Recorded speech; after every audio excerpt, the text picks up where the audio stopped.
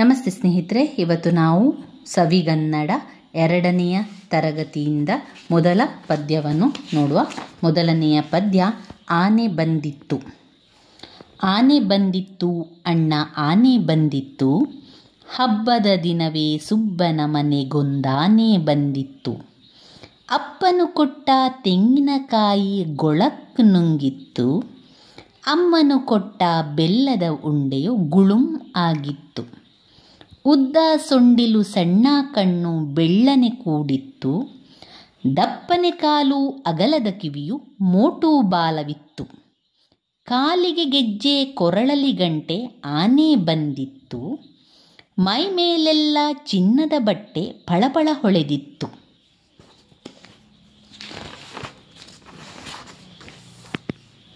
ಹೆಜ್ಜೆಯ ಮೇಲೆ ಹೆಜ್ಜೆ ಇಟ್ಟು ಆನೆ ಬಂದಿತ್ತು, ನೀರಿಗೆ ಇಳಿದು ಸೊಂಡಿಲು ಬಡಿದು ಜಳಕ ಮಾಡಿತ್ತು. ಹೊಟ್ಟೆ ಗುಡಾಣ ಕೇಳೋ ಜಾಣ ಆನೆ ಬಂದಿತ್ತು, ಕೆಳಕ್ಕೆ ಬಗ್ಗಿ ಸೊಂಡಿಲು ಎತ್ತಿ ಸಲಾಮು ಮಾಡಿತ್ತು.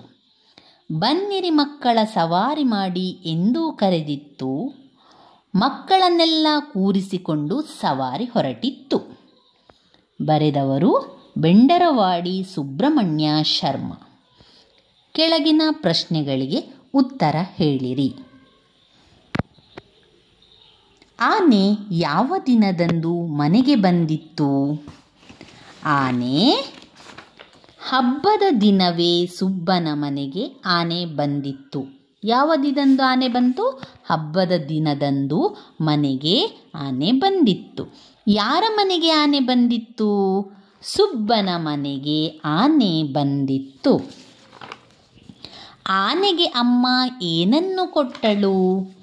ಆನೆಗೆ ಅಮ್ಮನು ಬೆಲ್ಲದ ಉಂಡೆಯನ್ನು ಕೊಟ್ಟಳು. ಆನೆಯ ಕಾಲಿಗೆ ಏನನ್ನು ಕಟ್ಟಲಾಗಿತ್ತು? ಆನೆಯ ಕಾಲಿಗೆ ಗೆಜ್ಜೆಯನ್ನು ಕಟ್ಟಲಾಗಿತ್ತು. ಆನೆಯು ಹೇಗೆ ಜಳಕ ಮಾಡಿತ್ತು? ಆನೆ ನೀರಿಗೆ ಇಳಿದು ಸೊಂಡಿಲು ಬಡಿದು ಜಳಕ ಮಾಡಿತ್ತು. ಆನೆಯು ಹೇಗೆ ಸಲಾಮು ಮಾಡಿತ್ತು? ಕೆಳಕ್ಕೆ ಬಗ್ಗಿ ಸೊಂಡಿಲು ಎತ್ತಿ ಸಲಾಮು ಮಾಡಿತ್ತು. ಆನೆಯು ಮಕ್ಕಳನ್ನು ಕರೆದುಕೊಂಡು ಎಲ್ಲಿಗೆ ಹೊರಟಿತ್ತು? ಆನೆಯು ಮಕ್ಕಳನ್ನು ಕರೆದುಕೊಂಡು ಸವಾರಿ ಹೊರಟಿತ್ತು. ಇವಿಷ್ಟು ಆನೆ ಬಂದಿತ್ತು ಪದ್ಯದಲ್ಲಿ ಬರುವಂತಹ ಪ್ರಶ್ನೆಗಳು. ಈ ಕೆಳಗಿನ ಚಿತ್ರಗಳನ್ನು ಕುರಿತು ಮಕ್ಕಳಿಗೆ ತಿಳಿದಿರುವುದನ್ನು ಹೇಳಿಸಿರಿ. ಮಹಾತ್ಮ ಗಾಂಧೀಜಿ ದನ ಆಮೇಲೆ ಪ್ರಕೃತಿಯನ್ನು ತೋರಿಸಿದ್ದಾರೆ. ತೆಂಗಿನ ಮರವನ್ನೆಲ್ಲ ತೋರಿಸಿರುವಂಥದ್ದು ಕಾಣ್ಬೋದು.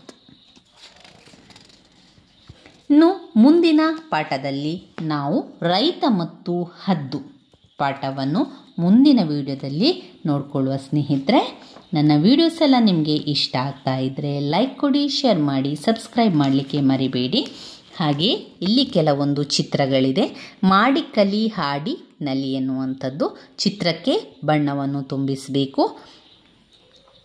ಇಲ್ಲಿ ಕೆಲವೊಂದು ಚಿತ್ರಗಳಿದೆ.